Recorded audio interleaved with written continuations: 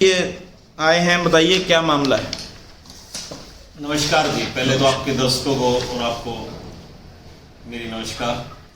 आज जी हम किसानों के मुद्दे पे बात करने के लिए आए हैं।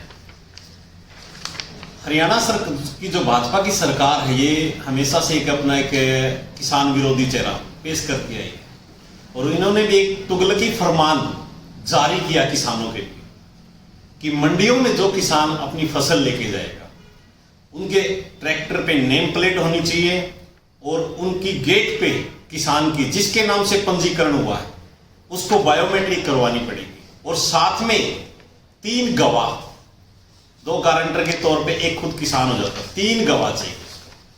तो मेरा कहने का मतलब ये है, किसान मंडी में फसल बेचने आ रहा है या वो कोई क्रिमिनल है जो उसके साथ एक ऐसा दुर्व्यवहार करने का काम किया जा रहा है। अगर आपको बायोमेट्रिक करनी है, आप राशन के लिए किसान, जब कोई भी गरीब आदमी राशन लेने जाता तब भी बायोमेट्रिक करते हो, कोई हमें कागज तैयार करवाना तब भी बायोमेट्रिक होती है, आज मंडियों में फसल लेने जाते तब भी बायोमेट्रिक करते।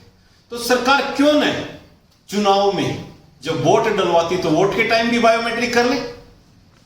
भाई अगर आपको बायोमेट्रिक का शौक है, पोर्टल का एक शौक है, आपने पंजीकरण क्यों किया है पोर्टल पे?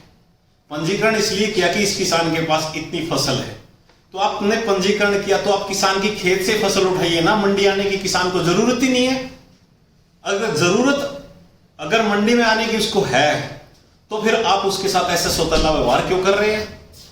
भाई ट्रैक्टर क्या है, ट्रैक्टर मान लो किसान के पास, गरीब किसान के पास कोई 10 साल पुराना है, कोई 15 साल पुराना, आज तक उसके नंबर प्लेट नहीं है, वो तो किसान का गाड़ा है, मतलब बैलगाड़ी के तौर पे ही है वो, जिसके लिए संसद में भी एक बार आवाज उठाई गई थी टोल फ्री के लिए, भी उसके कॉमर्शियल व्हीकल बनाने का काम करे, तब भी उसको कैंसिल करवाया गया था। हम लोगों ने कांग्रेस पार्टी ने एक आवाज उठाई थी। तो आज उस किसान के ट्रैक्टर पे ऐसा क्या हो गया कि उस पर नंबर प्लेट कंपलसरी की और किसान की बायोमेट्रिक की गई। जब उस किसान ने पोर्टल पे अपना पंजीकरण करवा रखा है तो इसमें दिक्कत किस चीज की है? सरकार की मंशा क्या है? ऐसे नियम बनाने के पीछे सरकार की क्या मंशा हो सकती है? सरकार चाहती है हमारे किसानों को बिल्कुल खत्म करना, क्योंकि इनकी स्टार्टिंग से एक पॉलिसी है। पहले 3 कृषि कानून आए तब भी इन्होंने ये किया, 750 किसानों ने शहादत दी। आज भी ये चाहते हैं किसान की फसल मंडी में आने की बजाय खेतों में पड़ी रहे, ताकि किसान से ट्रैक्टर की आज टेम्पलेट बनवाने के लिए, नंबर प्लेट बनवाने के लिए वो कोर्टों के चक्कर काटता रहे, फसल उसकी खराब होती रही। आप देखते हो कि आज के टाइम पे जो एक बारिश हो रही है, किसान पहले ही उस बारिश से डरा हुआ था कि मेरी फसल खराब ना हो, और ऊपर से सरकार के तुगलकी फरमान। ये एक ऐसा सरकार चाह रही कि हरियाणा का किसान बिल्कुल खत्म हो जाए, भाई किसान के पास कुछ ना बचे। सरकार का बस यही काम है। राजेश जी, आप क्या कहना चाहेंगे इस बात को लेकर, जो सरकार ने जो ये फरमान जारी किया है, जो नियम बनाए हैं, इसको लेकर?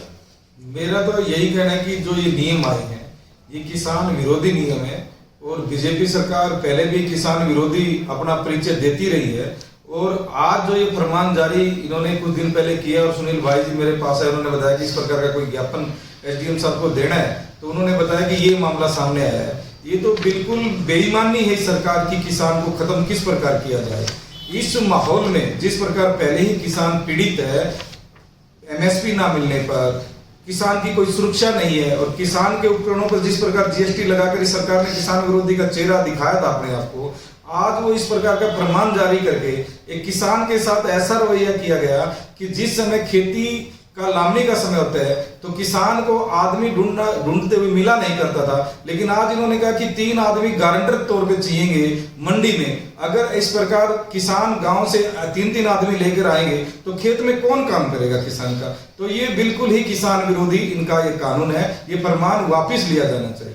राजेश जी, कहीं ना कहीं जब खाद लेने के लिए भी किसानों को लाइनों में लगना पड़ता था, आज फसल देने के लिए भी किसानों को लाइनों में लगना पड़ेगा। अगर मशीन के अंदर बायोमेट्रिक काम नहीं करेगा या कुछ ना कुछ दिक्कत हो जाती है ऑनलाइन प्रोसीजर में, यानी किसानों की लाइनें लगेंगी फिर तो।